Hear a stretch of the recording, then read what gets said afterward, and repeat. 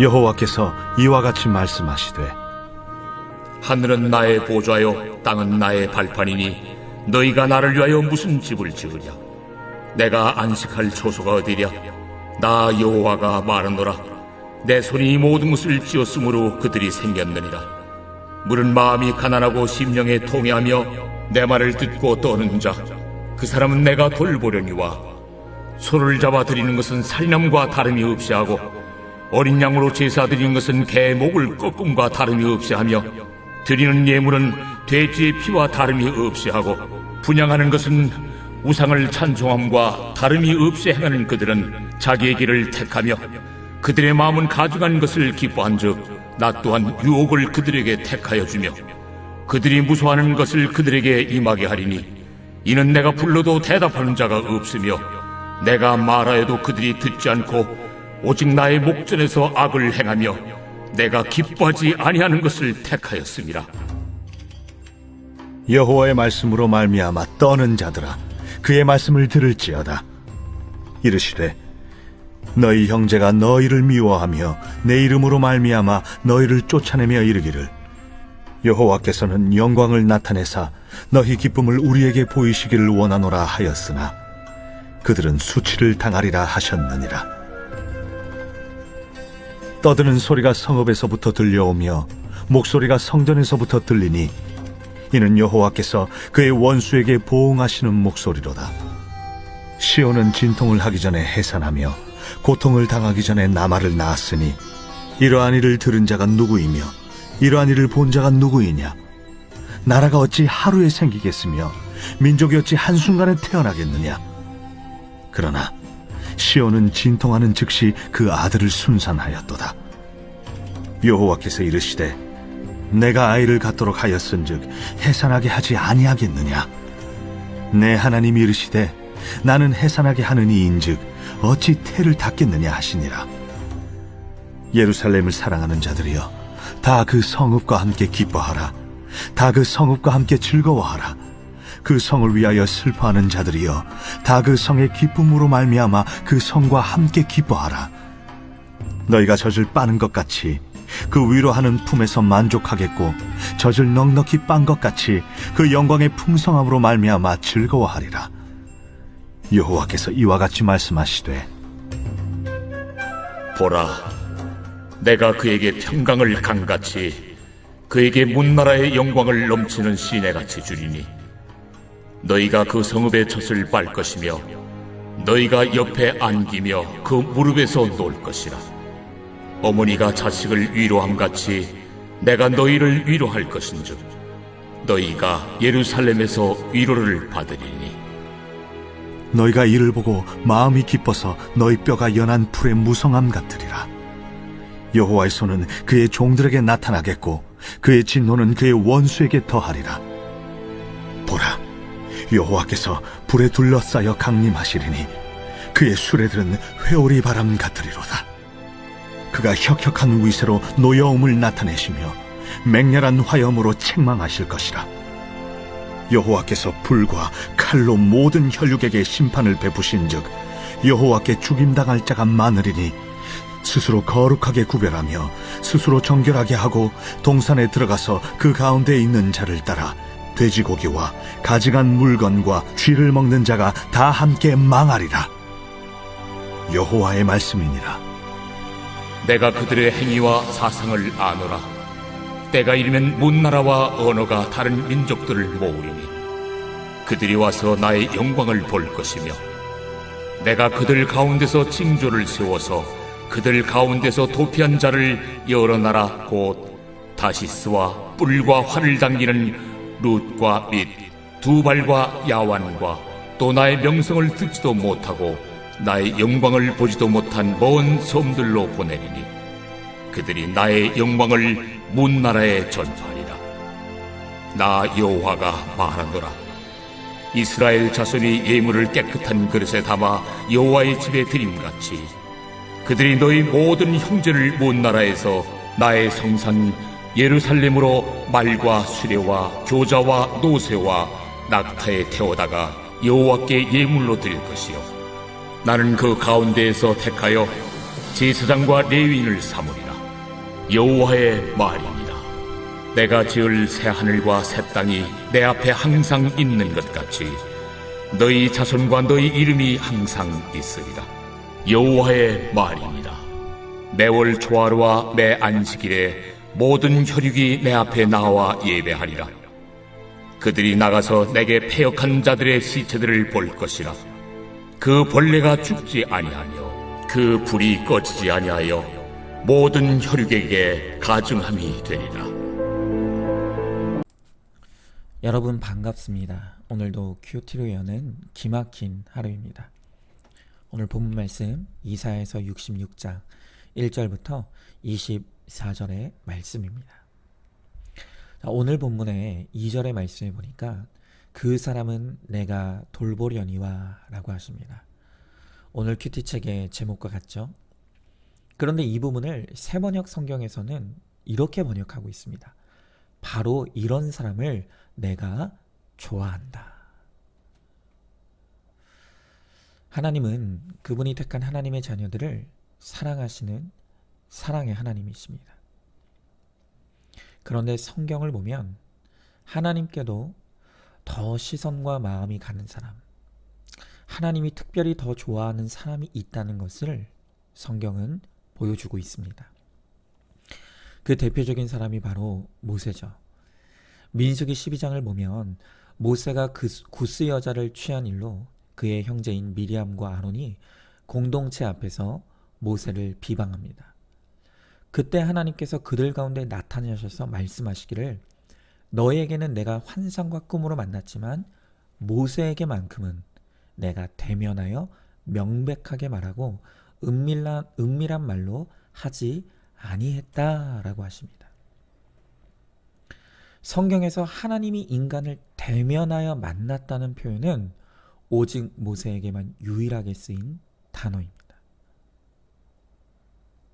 바로 이 표현을 통해서 하나님은 모세를 향한 특별한 마음을 드러내시죠. 모세는 하나님의 마음을 흡족하게 하고 기쁘시게 하는 정말로 하나님의 종이었습니다. 그래서 하나님도 모세를 좋아했습니다. 자, 그러면 하나님은 어떤 사람을 좋아하십니까? 바로 오늘 성경이 우리에게 그것을 가르쳐 주고 있습니다. 오늘 말씀을 잘 묵상하여서 정말로 하나님께 기쁨이 되는 존재, 그리고 하나님이 좋아하는 바로 그 한 사람이 우리가 되기를 소망합니다. 자, 먼저 하나님은 하나님의 말씀에 떠는 자를 좋아하신다고 하십니다. 오늘 2절의 말씀에 보니 내 말을 듣고 떠는 자, 그 사람은 내가 돌보려니와 하십니다. 이미 이 돌보려니와 라는 말씀을 좋아한다 라는 말로 번역할 수 있다고 말씀드렸습니다. 자, 그리고 5절의 말씀에서도 여호와의 말씀으로 말미암아 떠는 자들아 그 말씀을 들을지어다 라고 하시죠. 오늘 여기서 여호와의 말씀에 떤다는 것은 그 말씀을 무서워하거나 두려워한다는 의미가 아닙니다. 이 말의 진정한 의미는 하나님의 말씀을 집중하여 듣고 그 말씀을 따라 순종으로 반응하는 믿음의 사람들의 모습을 보여주는 것입니다. 자, 사복음서를 보면 예수님께서 제자들에게 말씀을 가르치신 후에 반복적으로 귀 있는 자들은 들을지어다 라고 말씀하시는 것을 우리가 본 적이 있을 것입니다. 여러분, 귀 있는 자의 반대말은 귀 없는 자겠죠? 그러면 말씀을 들을 귀가 없다. 그 무슨 의미겠습니까? 저는 이 귀 없는 자들은 세 가지 부류의 사람으로 생각할 수 있다고 생각합니다. 먼저 말씀을 듣지 않는 사람, 또 말씀을 들어도 깨달지 못하는 사람, 그리고 마지막으로 말씀을 듣고 깨달았지만 순종으로 나아가지 않는 사람. 이 세 가지 부류의 사람들 모두가 귀 없는 자들일 것입니다. 여러분, 그렇다면 우리를 한번 생각해 보시자고요. 여러분은 말씀을 듣는 자리에 있습니까? 그 말씀이 나를 향한 하나님의 음성으로 깨달아지십니까? 마지막으로 그 말씀에 순종과 적용으로 반응하고 있습니까? 제가 주일날에 이 새벽 큐티를 주부들이 이 설거지하는 동안 들으면 참 좋다는 말씀을 드렸습니다. 저는 말씀을 듣는 특별한 장소나 시간이 따로 있다고 생각하지 않습니다. 그러나 중요한 것은 어느 곳에서 어떤 태도로 말씀을 듣든 그 말씀을 대하는 우리의 마음이 정말 중요하다고 생각합니다. 가령 말씀을 들으면서 온갖 잡생각에 사로잡혀 흘려듣고 있거나 또한 다른 일에 분주하면서 마치 라디오 배경음악 깔아놓듯이 의미 없이 그냥 말씀을 틀어만 놓고 있기에 그 말씀이 끝난 후에 기억나는 것이 아무것도 없거나 그리고 그러하기에 당연히 말씀에 대해 적용할 것이 아무것도 없다면 바로 그 사람은 말씀을 들을 귀가 없는 사람일 것입니다. 그리고 또 한 가지 우리가 중요하게 생각해야 될 것이 있습니다. 그것은 지금 여러분들이 듣고 계신 이 새벽 큐티 설교는 여러분의 개인 큐티를 돕기 위한 도구일 뿐이지 이 자체가 절대로 큐티가 아니라는 것입니다. 이 새벽 큐티 설교가 여러분 개인이 큐티하는 것을 대신할 수 없습니다. 하나님은 오늘도 큐티를 통해 간절히 여러분에게 직접 말씀하시기를 원하시고 계십니다. 그리고 이 큐티를 통해 모세처럼 오늘 나를 대면하여 만나시기를 원하신다는 것입니다. 그러하게 하나님은 오늘도 말씀을 펴고 그 말씀 앞으로 나아가는 사람을 좋아하십니다. 그리고 그 말씀을 귀 기울여 듣고 그 말씀에 대한 순종과 적용의 반응을 보이는, 다시 말하면 그 말씀에 떨며 나아가는 자를 하나님은 좋아하십니다. 오늘 그것을 알고 큐티를 통해 귀를 열고 그 말씀을 하나님의 음성으로 듣고 그 말씀에 기쁨으로 순종하며 나아감으로 하나님이 좋아하시는 저와 여러분이 될 수 있기를 소망합니다. 자, 질문해 보시죠.